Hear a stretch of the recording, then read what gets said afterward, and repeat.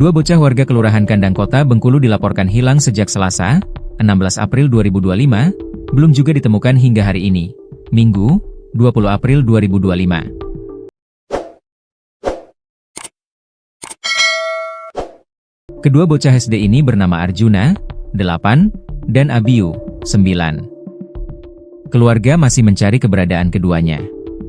Bahkan saat penemuan mayat dalam karung di Muara Jenggalu pada Minggu siang, keluarga juga mendatangi TKP dan ikut ke Rumah Sakit Bayangkara untuk memastikan identitas mayat.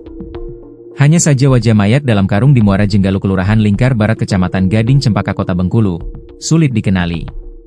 Hal itu disampaikan oleh Mardiana, ibu dari Arjuna, 8, warga Kelurahan Kandang yang hilang sejak 16 April 2025 lalu.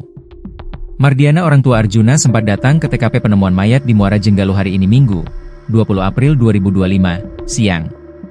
Setelah mayat berhasil dievakuasi dan dibawa ke Rumah Sakit Bayangkara, Mardiana ikut ke rumah sakit untuk memastikan apakah mayat yang ditemukan adalah anaknya yang hilang atau bukan.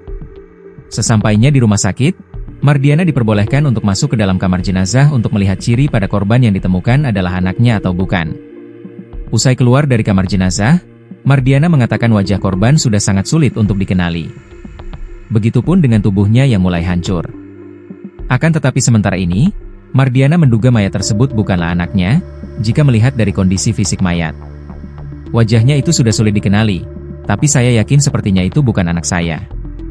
Kalau dilihat tadi mayat itu fisiknya lebih tinggi dari anak saya Juna, ungkap Mardiana, Minggu, 20 April 2025. Ada juga yang menduga bahwa mayat tersebut adalah mayat Abiyu, 9, teman Arjuna yang memang lebih tinggi secara fisik. Akan tetapi hal tersebut hanya sebatas dugaan karena memang kondisi mayat korban yang sudah sulit dikenali.